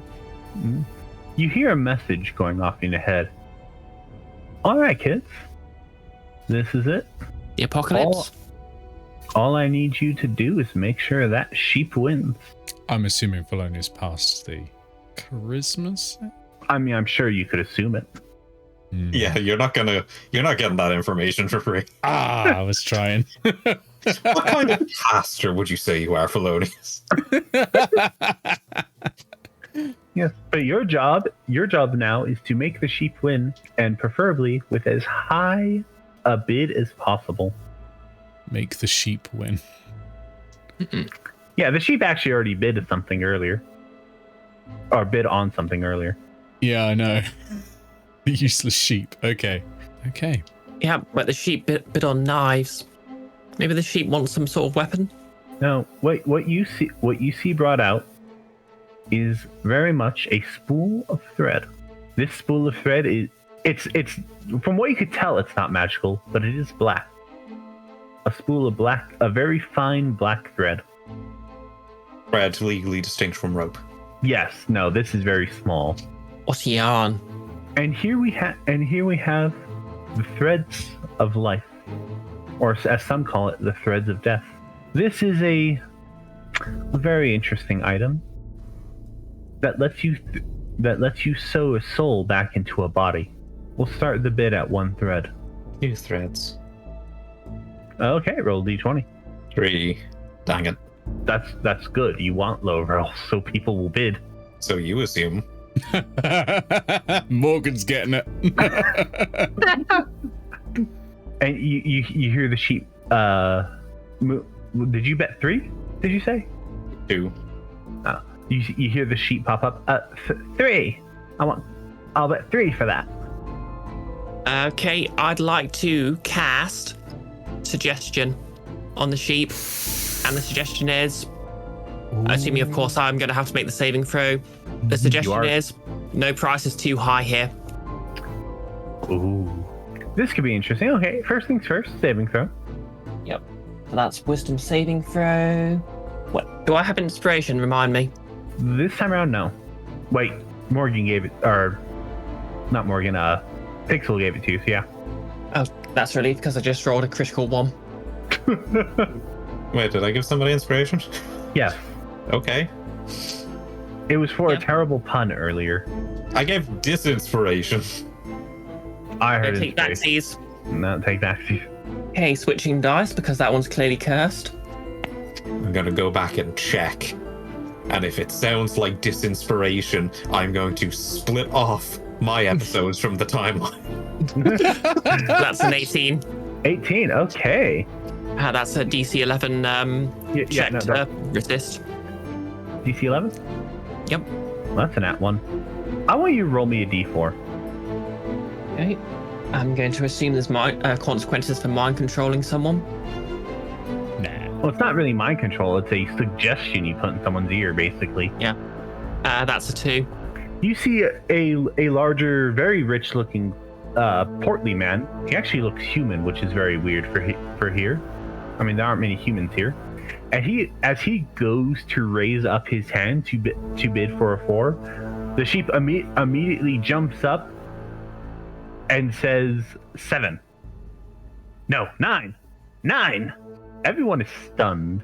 No one knows, as the sheep just not only outbid itself more than once, but like for amounts greater than 1 as well. 10. Roll me a D20. That's a 13. I was hoping to push the sheep to bid higher, but I may have made a mistake. Okay, 10. Going once, going twice. 11. 11 going once, 11 going twice. Sold to the sheep.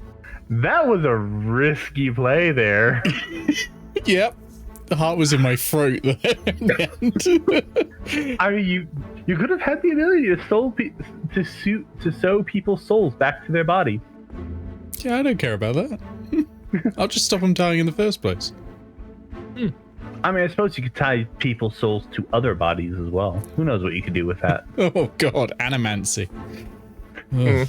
Okay, and in the rush and the euphoria of what's happening, the sheep calms down, and dread washes over his face as he realizes what he has just done. Oh no!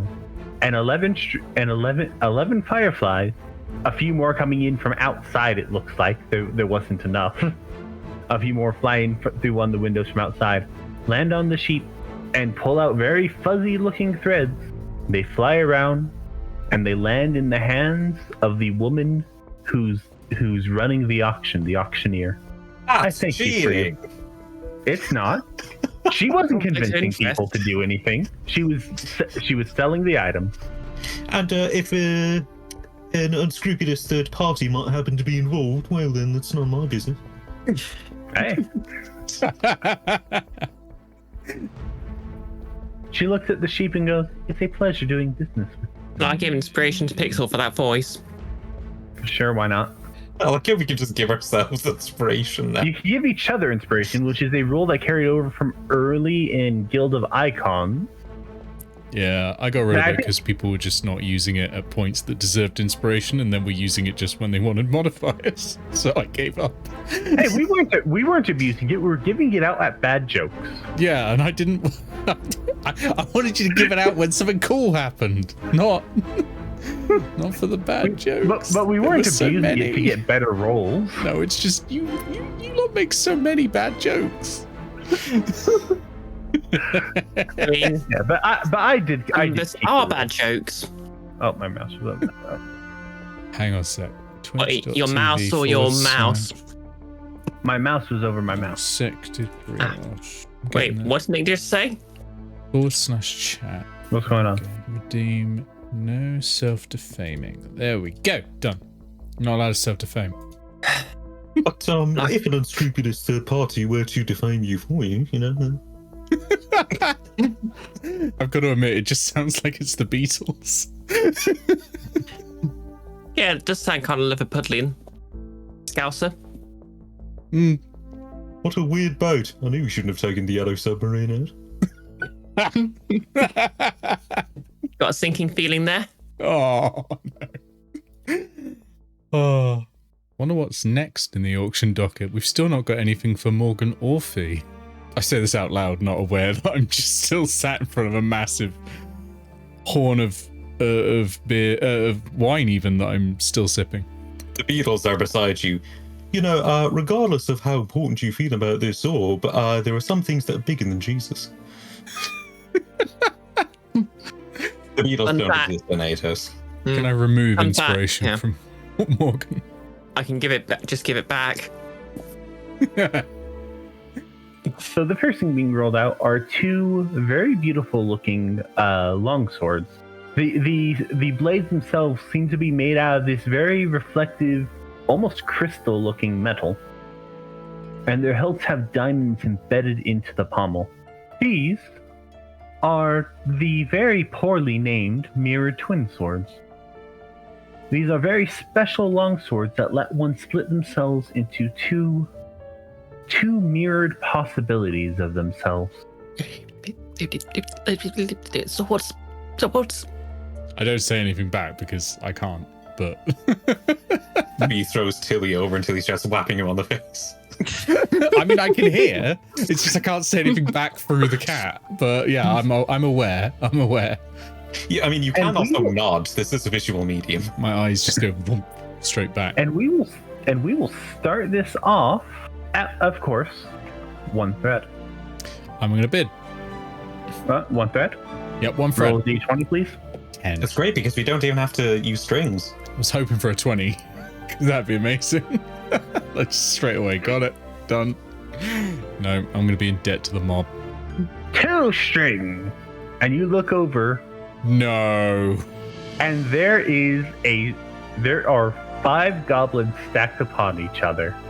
Oh, that's In a alright. For a tower second, I thought it was formation. Nilks. It's like, no. 3 strings. 3 strings. Okay, roll d20. 10. I'm putting that one down. I'm going I to. can't keep doing this. Can I see the goblins? Yeah, you can see them, but that doesn't matter because the cloud giant 4 strings. 5 strings. Come on, other D20. Something other than 10, please. Roll high, roll high. 14. Slightly better? Going once, going twice. Sold. Yes!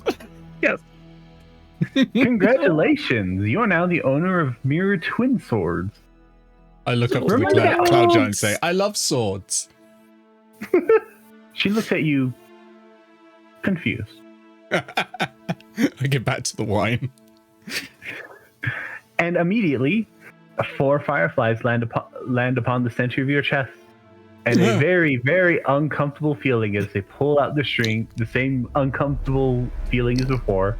They pull them out, they snip, they fly around.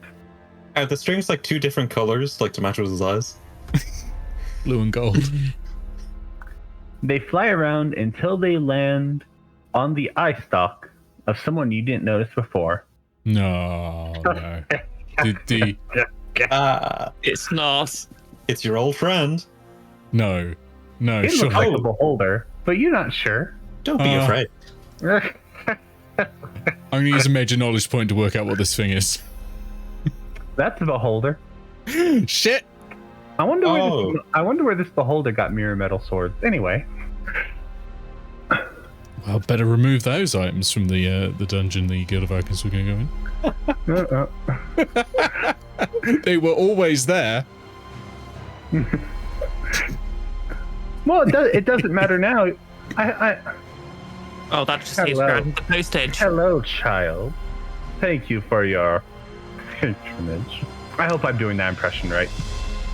It's as best as anyone could do, honestly. The voice is really difficult. Yeah, you've got to sound like you're basically halfway to being sick. Congratulations! Congratulations! To get Fiore Not some that. fancy-looking swords, you're now in debt to a beholder. Have fun with that. It used to be a very sharp voice with a lot of like elongated words, but it just Yeah, changed. it just suddenly. changed to really burbly. Ah, good. I am now the second intelligence caster to be in debt to the beholder. If people want a bit more context to this, be sure to watch Guild of Icons. You can watch all the VODs on YouTube. You can. They're Don't right worry. If we kill him, and no Nick has incentive to let us. there. You can try. I've been wanting to use its I have death ray given for Nick- ages. I've given Nick a power to use against Guild of Icons. A child. I mean, yeah, Oh. but like Ao pays his wages. Oh, interesting. Yes, Yeah, I beholder figured did that have was- importance. Who'd Oh, want to no. pass the saving throw against death anyway? Yeah, no, that is very interesting. Have fun. I hope we can have fun later. Making Next a note of up. it. Next item on the agenda. Okay, next on the docket, a rope. Well, a knot full of rope. Unlimited rope. An unlimited knot of unlimited rope. We'll start the bidding at a string. I bid 5. Right? Yeah. One string, says the cloud giant. Going once. Going twice. I'm gonna try and convince Nilks to buy it.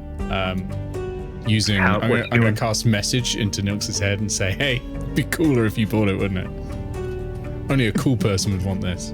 Okay. Saving throw. Yep, saving Whether or throw. not that makes him more or less likely to buy it, who knows? That's a 10, so that's gonna be some damage. Let me actually try throwing the right. It's a D4, right? Yes. Yeah, okay. D4 4 fire. points of damage. And the message doesn't go through. And that takes out all of my temporary hit points. Hey, Well, I tried. I'd like to cast Gust to nudge him. Okay. Saving throw. The big issue with this mechanic is you have unlimited cantrips, so you can just keep doing this until you succeed. Well, I thought I was only allowed to attempt to... Oh no, you can only do it once, but like, the whole point of this is like, I was hoping like it would slowly whittle down your spell slots. I haven't got any spell slots that'll help with this. I cast Magic Right. Missile to just beast him in the face. Well, to I'm Okay, going so to what use was it? Awakened Mind Oh. to tell Fee, you should probably make a bid. I can't. You're the only Right. one left who can bid. Can't bid your own stuff though, can you? Nope. Okay. I'm gonna cast a spell. It's an actual leveled spell. It's a 3rd level spell. And I'm You gonna... have already attempted to persuade. Ah, there you Is go. is my Gust going to do anything here, or What was the result? Sorry, it kind of lagged. I didn't hear it.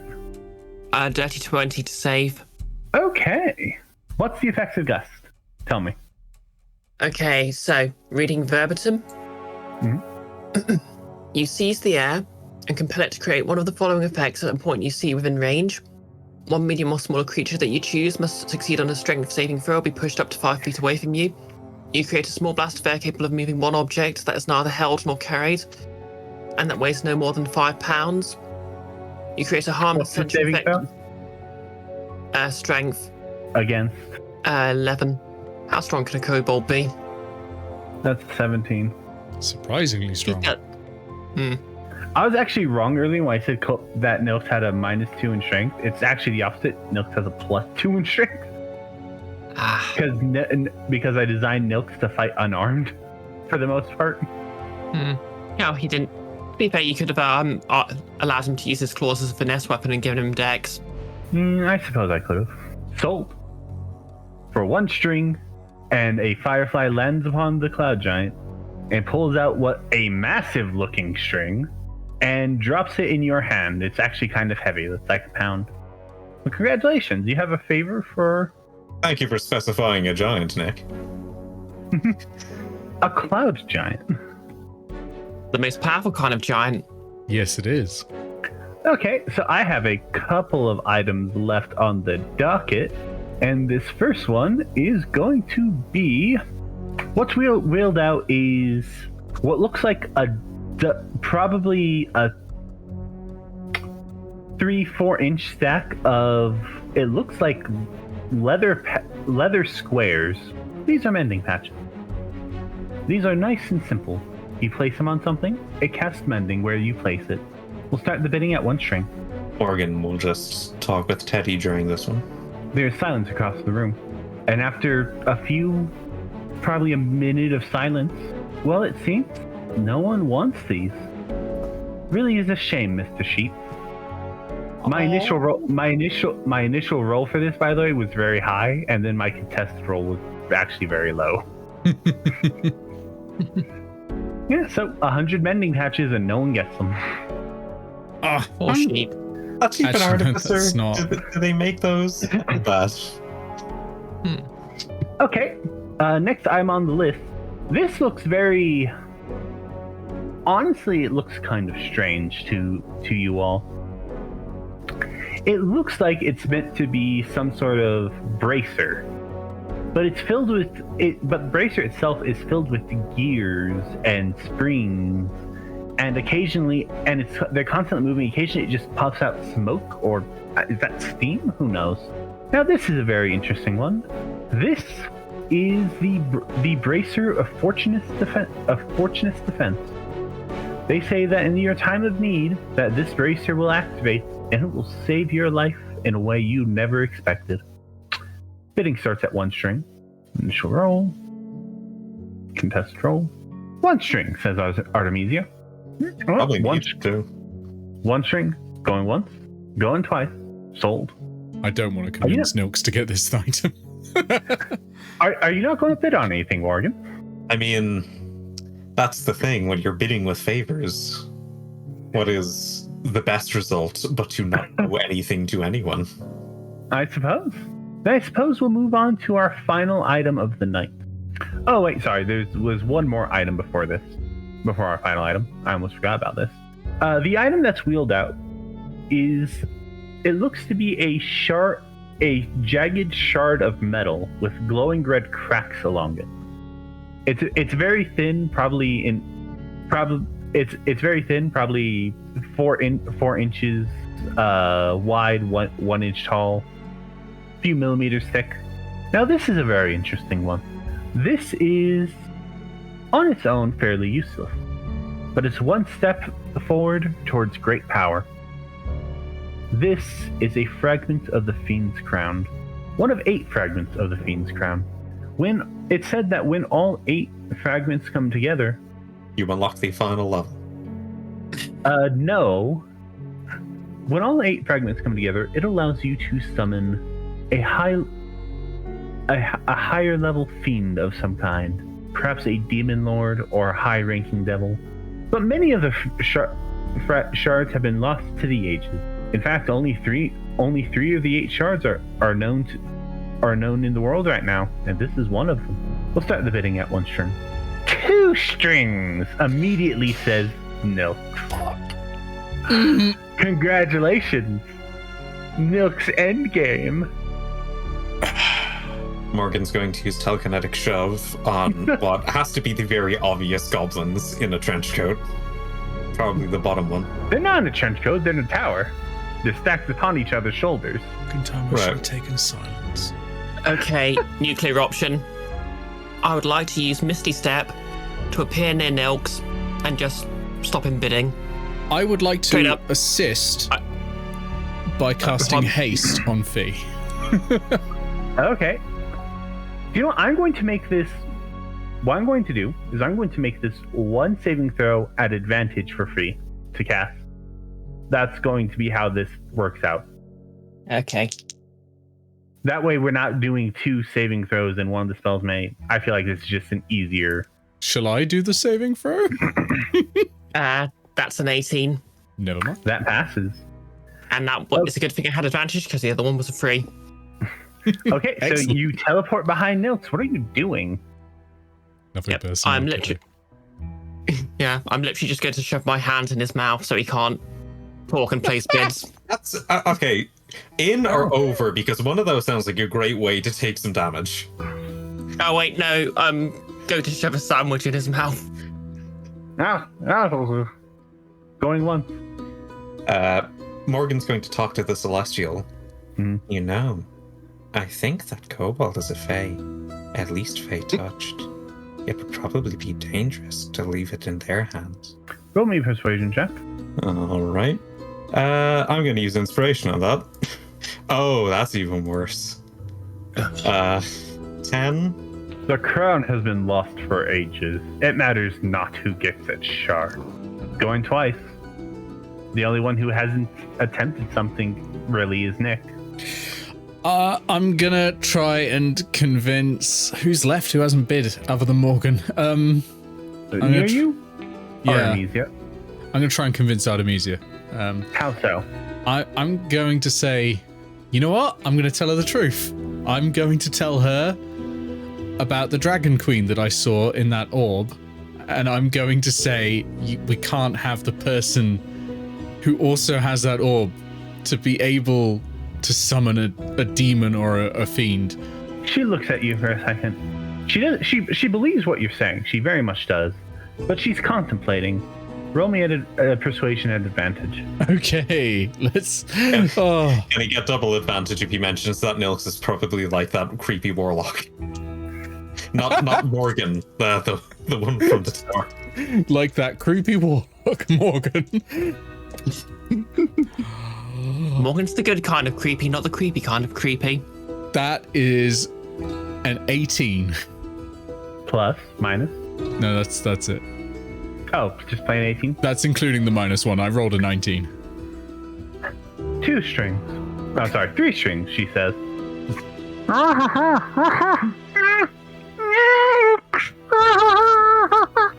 Going once. I Going really twice. wish I'd cast Magic Mouth. It would have been funny to have some rocks go like 4 strings. Sold to Artemisia. Thank you. I'll go back to my seat and drink some more wine. Yeah. I whisper in Favors are worth it. I whisper in Nilks' ear. De tranche de pan avec confiture, motherfucker. I Don't wouldn't worry. speak that language. I wouldn't worry too much, friend. As the strings go, the fireflies land on Artemisia. They pull out her strings, which are a pure white, and they land in the hand of her cloud giant friend. Pure white's the color of cocaine. She gave drugs to children. She gave good drugs to children. Yes, she's the famous cocaine wizard, Walter the She White. also fed you moth. She also fed you moth. Well, it's gonna be fun seeing Nilks trying to get into the Emerald Forest. And you see Nilk just look very. He doesn't look angry. He just looks sad. Like you just ruined his ploy for power. I'm just dying at slice of bread that with was jam, kind of the point. motherfucker. Yeah, it was something a satirist actually suggested, because obviously the French word for sandwich is actually sandwich, Yeah. which is literally a loan word from English, named after an English province. So obviously Where there the were sandwiches often. yep. And obviously a few French people didn't like that, so satirist actually suggested just literally calling it 2 slices of bread with something in the middle. Or I have a- the tranche de pan avec confiture. I have a question for the people here. Which of the characters here are even somewhat familiar with the history of Korakii? Me. You are? Yeah. Roll me a He would be at least slightly perception check. educated as well. Or at least the brickwork. Yeah, okay. History. A perception. Oh, perception. Oh, God. Oh, that's worse. Okay. 2. Okay, thank you. The final item comes out, and this looks to be some sort of mechanical heart, and from it is a constant stream of white flame that engulfs this heart. And this here is our final item for today. This is the heart of curses. They say by destroying this in the proximity of a curse, it could break the curse, wipe it from ever having existing in the first place. It is the last of the heart. This is a special one, so we're going to start it at 3 strings. 3 strings. Suddenly, standing next to you in Artemisia, is a very fancy, what immediately looks like a very fancy looking woman, and a uniform you would recognize. This is the uniform of the Navy of Korakii, although it is old and worn and torn. As you look up, instead of seeing a person's face, however, you see a floating skull engulfed in black flame. 4, says a portly man. 5. That feels like the person whose face is a skull needs it. 6, says the portly man. Going once.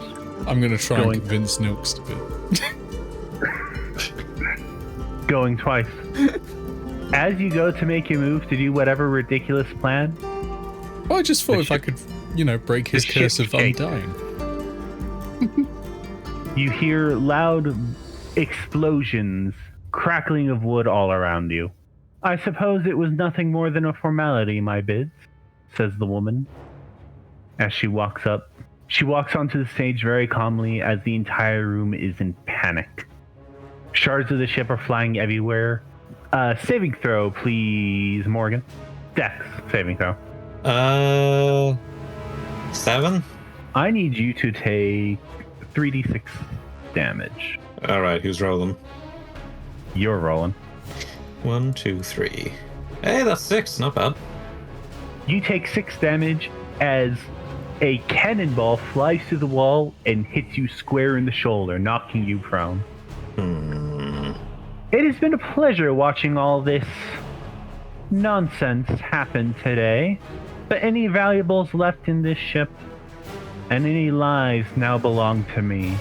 And enough of one of the side walls has broken off, and you could see a very broken down looking pirate ship. Its main mast is broken. There are huge cracks running along its bottom, but it doesn't seem to be sinking. And upon the front of the ship, you could see what looks to be a black painted horse with a single electrified horn at the top. The lives and the people here are now the property of the Void Kirin. And we'll end our session there. I have 2 third-level spell slots I really want to use on that book. I have 1 second level. Well, I've got a 2nd level spell that I'm going to cast on that sheep. We'll get to that next time we run Guild of Icons Adventures.